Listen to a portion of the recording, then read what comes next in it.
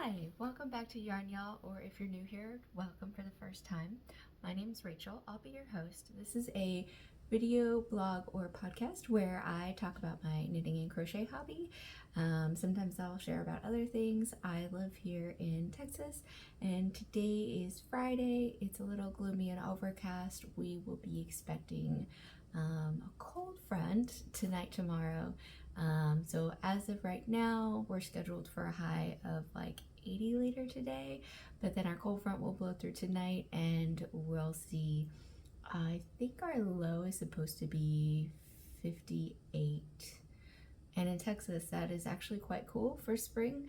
But enough about the weather. Let's go ahead and start talking about the fun things I've been working on this week, and I'll also be sharing with you some thoughts I have about doll making, amigurumi, and all of the other creators on YouTube, and my thoughts that might be a little bit unique and different. So if that sounds interesting, grab something cozy and we'll get started. I publish weekly just because I think it's kind of fun to see the progress I make in a 1 week.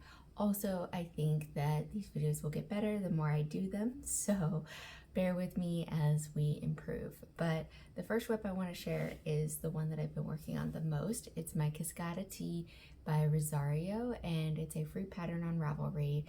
I have been working on it for probably about a month now, not super monogamously, but that is for the last week has been my main whip, and we've made some good progress, but I also have some concerning news that I want to share with you guys. So hold on, let me grab it. Okay, I have it kind of bunched up, so we'll see what we can see. I may be able to insert some footage of me wearing it when I did this video yesterday. Ended up having some technical issues, and so I'm needing to reshoot, but here we go. This is the back side, which is kind of where I finished and stopped, I guess, last time. And you can see the progress I made from this week to last week. Here's my little llama stitch marker. And I've gotten, I don't know, probably about, I would say 3 or 4 inches done since then, which is pretty good. This pattern is called Cascada because of this lace panel that we're doing on the underarm. It's got like a beautiful waterfall effect, and I'm a newer knitter, and so I am definitely finding that I've made mistakes when I'm not paying close attention to the lace. Usually I can go back and fix those mistakes, but every once in a while I can't find what I did wrong, and so I just kind of fudge it. But with it being under the arm, I'm able to make that work. But it's a really beautiful pattern in terms of, simple, and that lace motif is wonderful. I mentioned in a previous podcast that this is only a 3 size pattern, and I'm not going to complain about that because it is a free pattern. But I will say the one thing that I'm a little bit worried about is I read through pattern notes. I tried to figure out what ease is involved with this pattern, and it's not very clear anywhere that I looked. And the one thing I did learn on the pattern notes is that the neck is very wide open, and I'll again try to put in some video of me wearing it so you guys can see that. So I cast on the smallest size, even though my mom's bust measurement would call for the largest, and you can see like this is very open neck wise. That's the back, but just very open, and for me it kind of sits more off shoulder. And my mom and I are generally close to the same size, but I think she's a little bit bigger than me, and so my initial instinct was to do just all through the whole pattern the smallest size. But given that I've never made this pattern and there was really no notes on how much ease there is, I was like, I'll just go with what the pattern says. That being said, I regret it for 2 reasons. One is that I am this far down. I've got probably 8 inches under the arm when it's all spread out, and I have another probably 12 more to go. And I have been using both skeins of yarn, but this is what I've got left. And when I waited a couple of days ago, it was only like 80 grams out of the 200 I started with. And so I'm a little nervous that I'm going to need more. That being said, I can't just like wait until I run out of these and then order more, because I think it'll be more obvious that I've like introduced a new skein. And so I'm thinking probably in the next week or so I'll know for sure. I'm thinking when I have 25 grams left of each, I'll start incorporating the next skein if I have to. And so I think I'm just going to keep working on this until I get to that point with my yarn and then make a decision. But I'm starting to acknowledge to myself that it is a very high chance that I'm going to have to. So that being said, I got this yarn from Arcane Fiberworks, which I always want to say Arcade Fiber, and I know that that's not a thing. Arcade Fire is a band, but Arcane Fiberworks. So anyway, they're based out of Canada, and their prices just are pretty reasonable, I think. Plus, when you order $50 worth of yarn, you get free shipping in the US or Canada. They don't rush it though, so I will probably find myself like waiting on this if I have to order more yarn, which is no problem, but just something I was thinking about. And with that like order minimum to get free shipping, I'm like, so if I just buy one skein, I'm not gonna get free shipping. Maybe I should buy another. And I have heard other people, specifically the gal from High Fiber Knits, talk about like, do you really need that like the other skein of yarn that you're ordering just to get the free shipping? And my answer is maybe. Like, he does such beautiful colorways there that I'm very tempted to order maybe an extra 2 skeins of some kind of different colorway that suits more my taste, and do a lento. So those are the things I'm contemplating as I'm thinking about running out of this yarn. But that's this project. It's humming along. I think I should be close to done in terms of like knitting weeks, probably the next 2 weeks. However, if I end up waiting on shipping, it might not be done until like the end of March. So we'll just see about that. But I'm super stoked to be able to give this to my mom. She knits, and I don't think anybody's ever given her anything like this. I am from a really big family, and I am so grateful and thankful for like everything that my mom has done for me, and all of the sacrifices that she's made. Like, now that I'm a mom, I think I feel that even more. But even before I was a mom, I was like, just want to celebrate her because she's awesome. So I'm very excited to give this to her. I don't know if I'm going to use this as like a combined Mother's Day and birthday gift, because they're both in the same month for her, or if I'm gonna give her something separate for Mother's Day. But yeah, that's what this is, and it should be done with plenty of time to be washed and blocked and everything before those dates in May. So anyway, let's talk about the next whip I've got going. I guess we're getting there.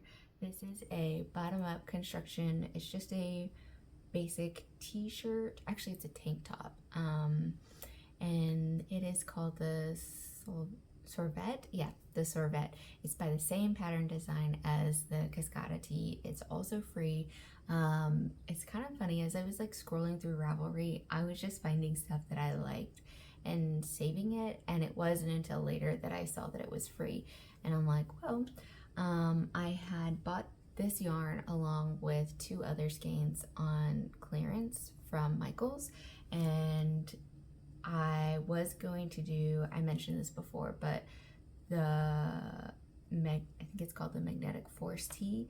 But this is a bamboo tinsel type yarn, and Knits by Mandy had mentioned that she had made that Magnetic Force tee tank, I think it's a tank, with a bamboo yarn, and she did not like the way that it was wearing and the finished product and everything. And so I decided, instead of making, I don't want to say it was a mistake, but instead of making the same thing that somebody else had said they didn't like, using the exact same type of yarn, let's try something different. So even though that's in my favorites, I haven't started that one yet.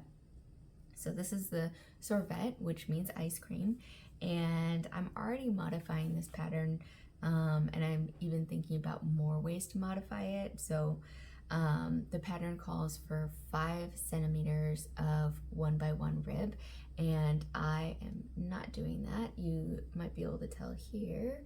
I've got a 3x1 rib, and I'm doing my pearls twisted, so the stitching actually looks so much nicer.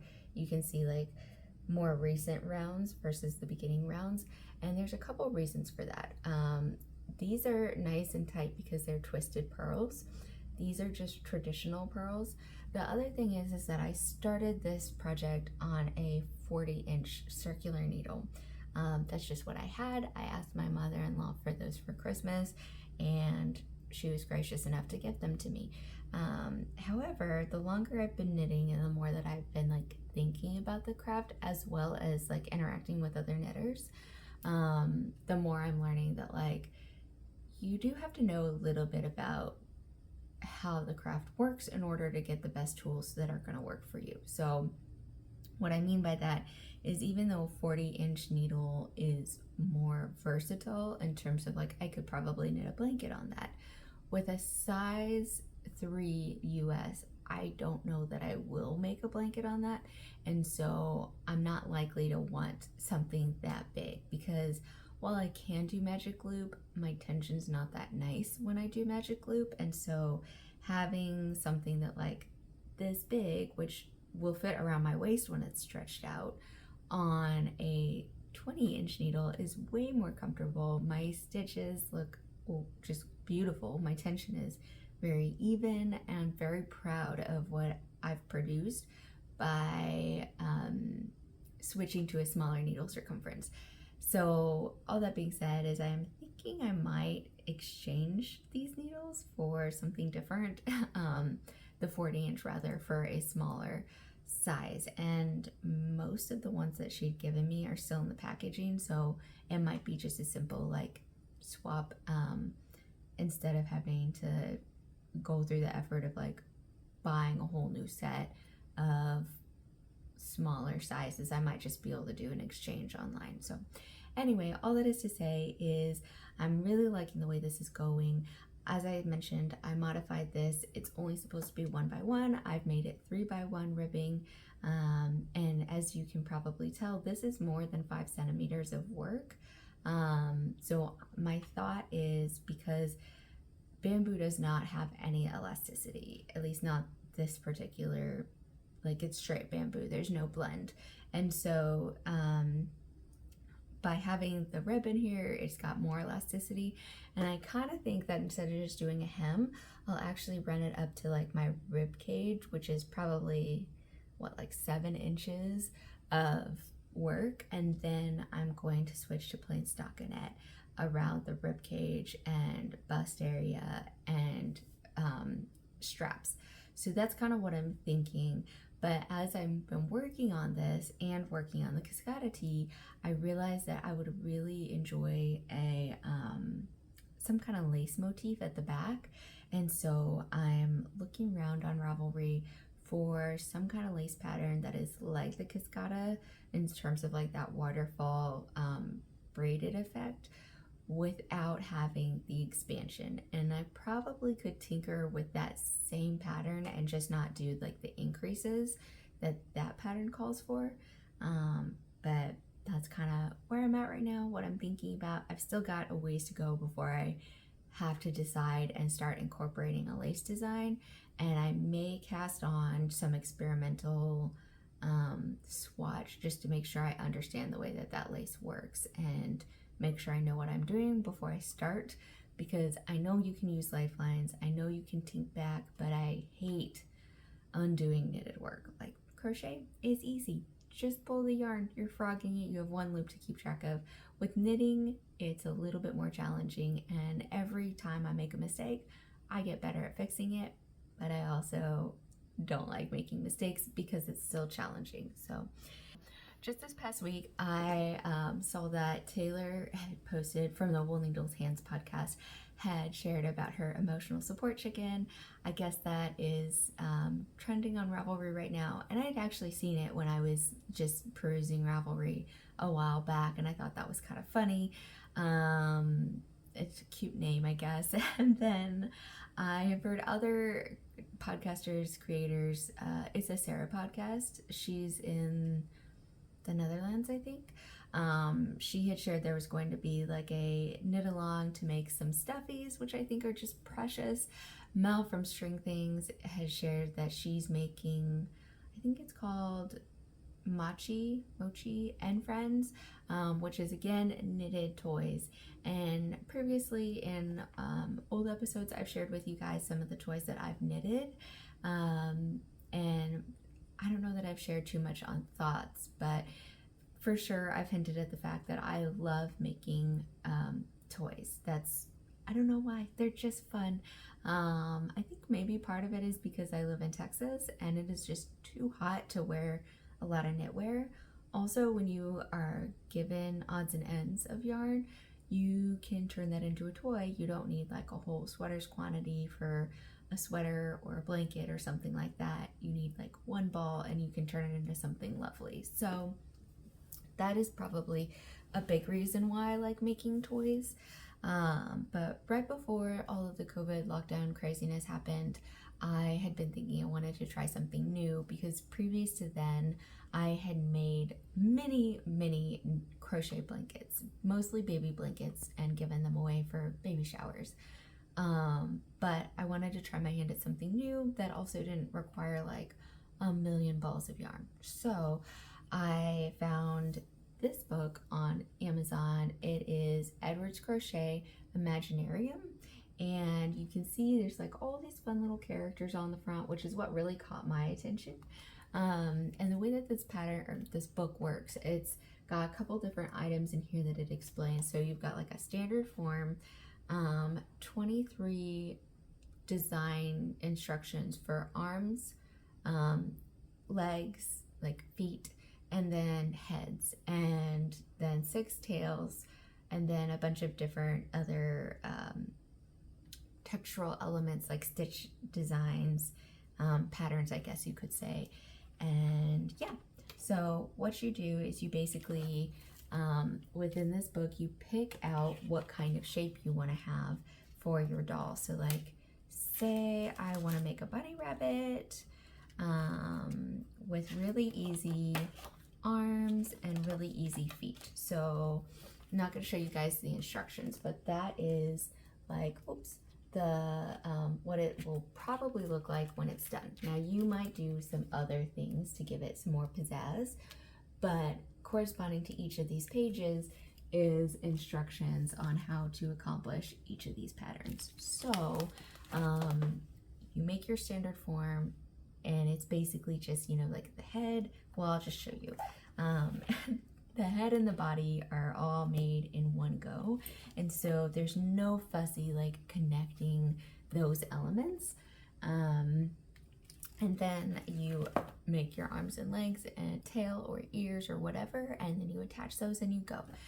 Now, a bunch of knitters have said like, that seems so fussy, like I don't know that I want to really do all that sewing and stuff. And I will say that like there is some element of like practice and skill that goes involved with attaching arms and legs, but once you get the hang of it, like it's really not that hard, and the end result is extremely satisfying. So like, this is one of my earlier projects. I've given away many of them, and so I don't have like the very first ones I've made, but my husband loves this guy and his coloring and design. This is just a beautiful variegated yarn that I picked up at Michael's.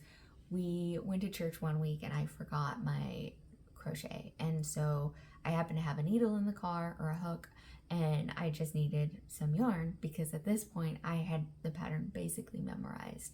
And it wouldn't have been that big of a deal. I sat through church and it was, I just listened. It's harder for me to listen when I don't have something to do with my hands, but I suffered through. I paid attention. But we were gonna have like a 2-hour car drive to the state park nearby, and then we were gonna have another 2-hour drive home, and I just didn't want to have so much time with nothing to do with my hands. Like, as passenger princess, I think most of us know that is prime hobby time. So my husband was gracious enough to drop me off at Michael's after church, and I walked around, found some beautiful yarn that just jumped off the shelf at me, and I think I only bought one skein. Like, I'm pretty sure this guy is one skein of yarn, which is another major benefit to making loveys and stuffies, is you don't need a whole lot of yarn. You can use odds and ends, and when you're making these crazy little monsters, you don't even need one full ball of yarn. Like, you can mix and match. So let me show you guys one or two of the inspiration photos she has in the gallery at the back of this book. Oh, this guy, yeah, he's probably a good example. So like number 20 here, I hope you can see. So he's got like dark legs, medium color, lighter, and lightest. So that is, 4 different types of yarn or yarn colors. And obviously if you're trying to achieve a specific look, it's maybe a little bit more challenging, and you do have to be a little bit more picky about your yarn. But I can tell you, I have used so many yarn scraps and odds and ends to make these cute dolls. And here's the other thing, I'm not hating on knitting or knitters, but knitting can be accomplished with a machine.